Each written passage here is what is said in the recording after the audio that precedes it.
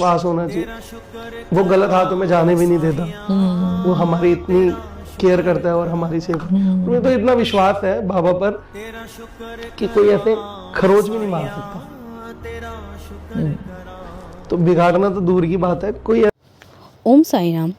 Hey everyone, तो ये कोई लीला नहीं है, ये कोई साइंस स्टोरी नहीं है, ये कुछ ऐसी वीडियो क्लिप्स हैं, कुछ ऐसी वॉइस क्लिप्स हैं स्पेशली, जिसमें बाबा के प्रति क्रिस्टल क्लैरिटी दे रखी है, जिसमें बाबा के प्रति जो प्यार है, बाबा के प्रति जो भाव है, वो साईं भक्तों के द्वारा बताया गया है, उनके ही मुख से। तो इतनी खूबसूरत वर्ड्स जो बाबा के लिए बोले गए हैं, मतलब मैंने सोचा कि क्यों ना इसे आप सबको इस चैनल के थ्रू सुनाया जाए। जैसे कि आप सब जानते हैं कि ये जो चैनल है ये ऑडियो फॉर्म में ही रहता है, और जितना भी रिसर्च वर्क होता है मैं चाहती हूँ कि आपको टाइम टू टाइम अपडेट किया जाए। तो आप सब सुनिए, अलग अलग भक्तों का अनुभव है कि बाबा ने उनका हाथ जो पकड़ा है, और बाबा अपने बंदे खुद चुनते हैं। एक एक करके सुनिएगा और समझिएगा, और फिर कमेंट करके बताना कि आपको ये वीडियो क्लिप्स या वॉइस क्लिप्स कैसी लगी। विश्वास होना चाहिए। वो गलत हाथों में जाने भी नहीं देता। वो हमारी इतनी केयर करता है और हमारी सेवा। मुझे तो इतना विश्वास है बाबा पर कि कोई ऐसे खरोच भी नहीं मार सकता।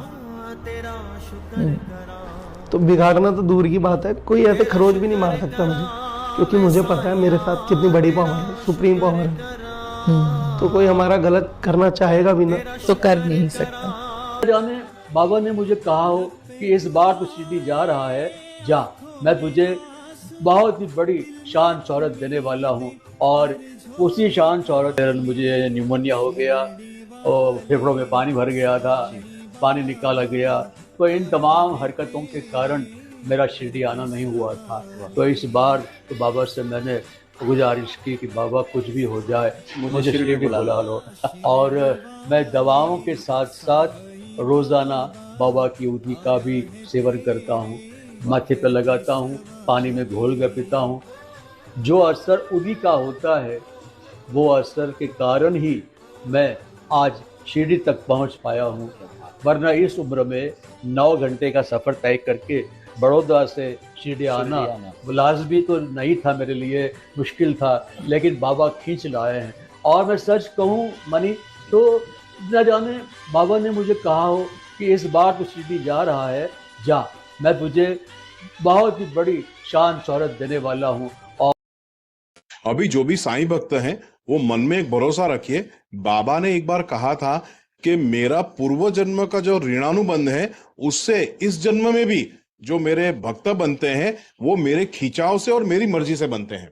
तो हम जो भी साईं भक्त हैं वो गारंटी रखिए दिमाग में कि हमें बाबा ने चूज किया है, सिलेक्ट किया है, और पूर्व जन्म का जो ऋणानुबंध था उसको सरभर करने के लिए हमें वापस मौका दिया है उनकी भक्ति और सेवा करने का। ओम साई राम। अभी कहा कि मैं बाबा को बोला मुझे मिलने आ जाओ, और मैं द्वारका माई में बैठी थी पूरी रात। और वहाँ पे मीन्स बाबा आए, बाबा बैठे, बाबा ने दर्शन दिए, साक्षात इंसान के रूप में रात को देखा है हमने बाबा को। हमारे हिसाब से तो वो आज भी जागृत है, वहाँ शिरडी में है। मैंने खुद ने महसूस किया है, मैंने खुद ने द्वारका माई में, मेरे पापा जब छोटे थे ना हम लोग, तो मेरे पापा हमेशा बोलते थे, जैसे हम शिरडी इंटर करते थे, बहुत लोगों को ये नहीं पता है कि बाबा द्वारका माई में आज भी रहते हैं। और द्वारका माई का दर्शन करने के बगैर शिरडी का दर्शन अधूरा है। और हम जैसे आते थे तो पहले गाड़ी तो एकदम बाहर ही पार्क होती थी, हाथ पाँव धोते थे, नल रहता था, और सीधा पहले जाते थे द्वारका माई। वहाँ पे पहले माथा टेकते थे। वहाँ से निकलने के पहले जब जैसे दर्शन वगैरह हो गया, एक दिन रहे, पापा बोलते थे द्वारका माई से बाबा से परमिशन लेके निकलना है, उसके बिना हम नहीं निकलते थे। तो कोई ना कोई प्रॉब्लम आती थी, और ये साई सच्चरित्र में भी है। हम 7 साल से आ रहे थे, और फिर बचपन से तो मैं ही आ रही हूँ, जब से पैदा हुई हूँ तब से आई हूँ। मेरे बच्चे भी जब से पैदा हुए हैं, पहले मैं उनको यहाँ लाई और बाबा के चरणों में रखा था, दोनों को, मेरे बेटे और बेटी को। और बहुत ही पुराना नाता है मेरा बाबा के साथ। और मेरे फादर गुजर गए थे 2022 में, एंड 2023 में जब मैं पहली बार आई बाबा के पास, तो मैंने एक्चुअली मेरे फादर को सपने में भी नहीं देखा था उनके जाने के बाद। और जब मैं पहली बार फिर पापा के जाने के बाद बाबा के पास आई, तो मैंने मेरे फादर को एक्चुअली साक्षात देखा, उनके बगल में हाथ जोड़ के खड़े हुए। तो मुझे पता है कि बाबा ही नहीं, लेकिन मेरे फादर भी यहीं रहते हैं बाबा के पास।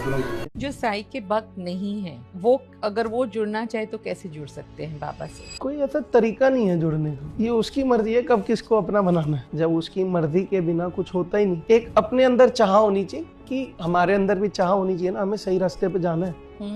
तो जब उसके अंदर चाह होगी कि मैं एक बार जाऊं तो सही, वरना तो लोग बाबा के पास जाते ही नहीं है कहीं। जिसके अंदर से थोड़ी सी भी चाह होगी ना, तो उसको अपने पास खींच लेगा। जिसके पास नहीं है चाह, ठीक है वो भटक रहा है, वो एक दिन अगर उसे ठीक होना है तो उसके पास आना पड़ेगा। मैं ये नहीं कहता कि साईं के पास आओ, लेकिन जो भटके हुए है ना, हाँ उनको कहीं ना कहीं जाना चाहिए। हाँ, कहीं ना कहीं, ये सही बोला, कहीं ना कहीं जाना चाहिए कि आप सही रास्ते पे चलो।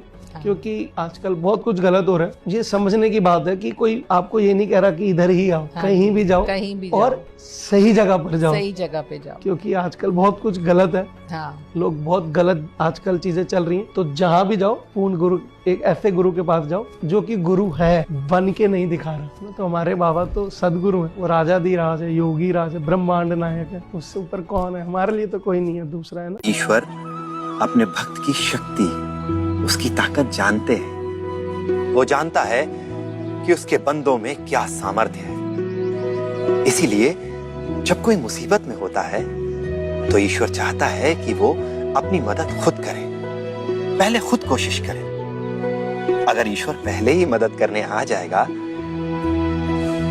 तो उसके बंदे उस पर ही निर्भर हो जाएंगे, कमजोर हो जाएंगे। धीरे धीरे उनकी आत्मिक शक्ति, उनकी आत्मनिर्भरता कम हो जाएगी, उनका व्यक्तित्व कमजोर हो जाएगा।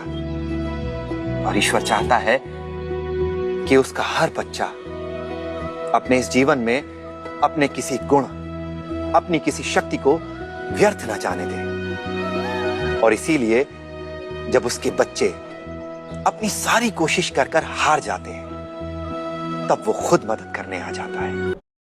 कुदरत चलाने वाला है वो, तो उसके ऊपर जो लोग बोलते हैं उनके लिए भी मेरे माइंड में एक चीज़ है कि जो आज खिलाफ बोलते हैं, कल बाबा के हक में लगी उनकी भीड़ मिलेगी। जो आज खिलाफ बोलते हैं, कल बाबा के हक में लगी उनकी भीड़ मिलेगी। वो दिन भी ज़रूर आएगा जब हर घर में साईनाथ की तस्वीर मिलेगी, जब हर घर में साईनाथ की तस्वीर मिलेगी, ज़रूर आएगा। ओम साईराम। तो आपको ये वॉइस क्लिप्स कैसी लगी, कमेंट करके अपना फीडबैक ज़रूर दीजिएगा। इस चैनल पे मेरी पूरी कोशिश रहती है कि आप सबके लिए इतना रिसर्च वर्क किया जाए कि बाबा के जो बंदे हैं, जो बाबा को मानते हैं, जिनका बिलीफ सिस्टम बाबा पे है, वो कहीं से कहीं तक डगमगाए नहीं, बिल्कुल भी नहीं।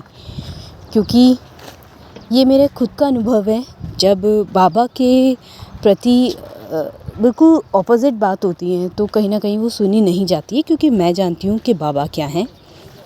और शायद जितने भी साईं भक्त हैं वो खुद जानते हैं कि बाबा क्या हैं उनकी लाइफ में। मेरे ख्याल से मेरे लिए तो मेरी जान से भी बढ़ के हैं।